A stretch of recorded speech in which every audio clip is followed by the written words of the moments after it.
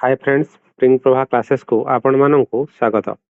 आज आम देखा नवम श्रेणी बहिर प्रथम अध्याय इतिहासर चतुर्थ पाठ, जहाँ शांति प्रारंभिक उद्यम और जातिसंघ ता विषय आम जाना।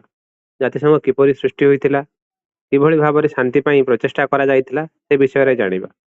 जातिसंघ गठनर प्रस्ताव प्रथम विश्वयुद्ध पर 1919 मसीहा जनवरी 18 तारिख में प्यारिस ठारे एक शांति सम्मेलन आहूत होता।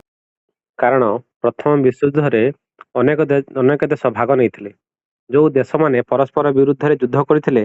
युद्ध से अनेक क्षयक्षति होता, से केमिति क्षयक्षति नहब से युक्तराष्ट्र अमेरिकार तत्कालीन राष्ट्रपति वुडरो विल्सन आंतर्जातिक क्षेत्र में स्थायी शांति और सहयोग यही जो मिलित जातिसंघ नामक अनुष्ठानटी तैयारी करथिले।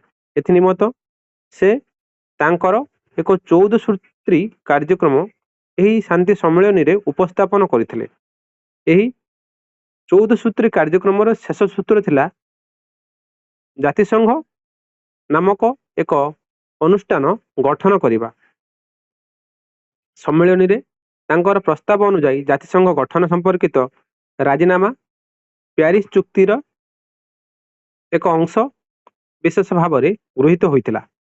यहीपरि भावे विल्सन को उद्यम जोगु जातिसंघ प्रथम करी सृष्टि होता। जातिसंघर कोभेनान्ट बा राजीनामा विषय आम जाना। जातिसंघर कोभेनान्ट कहले राष्ट्र मानक मध्य जातिसंघ गठन संपर्कित एक राजीनामा को बुझाए।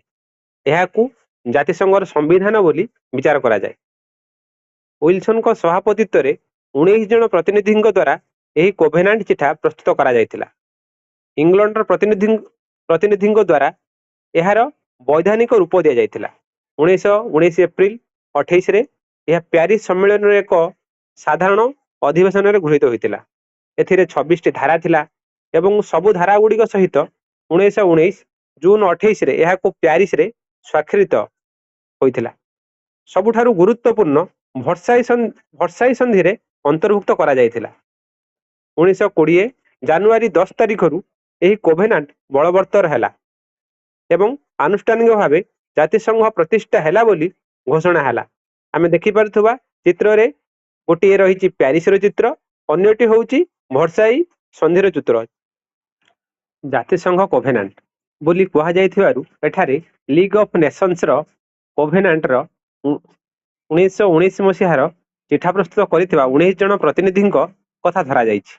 यही कमिशन रे 5टी प्रमुख शक्तिर 2 जन लेखाएं एवं 9टी अन्य देशर जणे लेखाएं प्रतिनिधि जोग देइथिले। सेमानंकर नाम एवं तांको देशर नाम उल्लेख करा जाइछि। अमेरिकारु वुडरो विल्सन और एडवर्ड एम हाउस जोग देइथिले। सेहि भली ब्रिटिश साम्राज्यरु रॉबर्ट सेसिल जोग देइथिले। एहीपरि भावरे अन्य माने जोग देइथिले। सेमानंकर नाम और देशर नाम उल्लेख करा जाइछि। जातिसंघर उद्देश्य कोभेनान्ट भूमिका रे जातिसंघर उद्देश्य निम्न रे उल्लेख करा जाइछि। सेगुडिक हला आंतर्जातिक सहयोग, शांति और सुरक्षा को उत्साहित करिबा, युद्धर आश्रय न नेबाकू एवं राष्ट्र मानक मध्य मुक्त निरपेक्ष और सम्मानजनक संपर्क को नैतिक कर्तव्य भाव ग्रहण करिबा, अंतर्जातीय आईन को राष्ट्र मानक परस्पर मध्य आचरणर प्रकृत विधि भाव प्रतिष्ठित करिबा, निरपेक्षता बजाय रखिबा एवं अनुमोदित चुक्ति गुड़िक प्रति सचेतन सम्मान जणाइबा। कारण ये सब व्यवस्था ग्रहण न कले बा उद्देश्य गुड़िक न रहिले बा न मानिले प्यारिस शांति सम्मेलन जेउथि डका जाइछि ताहा कार्यकारी करि परिबो नाही।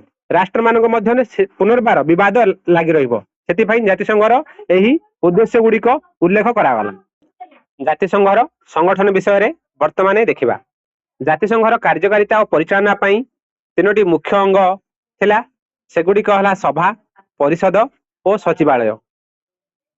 ता सहित स्थायी आंतर्जातिक न्यायालय और आंतर्जातिक श्रमिक संगठन। जातिसंघर 2टी स्वयं शासित अंग थिले। एगुड़िक व्यतीत जातिसंघर उद्देश्य साधन रे साहाय्य करिया पई अन्य केतक अनुष्ठान मध्य तैयारी करा जायतिला। सेगुड़िक मध्य यूनिसेफ, यूनेस्को आदि संगठन सृष्टि होइतिला। फ्रेंड्स आज पाठरे तुम मान किसी प्रश्न रही जहाँ तुम्हें माने कमेंट रे निश्चित भाव में जणाइब। प्रश्न गुड़िक है प्रथम विश्वयुद्ध पर केबे प्यारिस ठारे एक शांति सम्मेलन आहूत होता। द्वितीय प्रश्न वुडरो विल्सन सभापतित्व में केते जन प्रतिनिधि द्वारा जातिसंघर कोभेनान्टर चिठा प्रस्तुत होता। तृतीय प्रश्न जातिसंघर केतोटी स्वयंशासित अंग थिला। आज एतिकी रहिली। नमस्कार।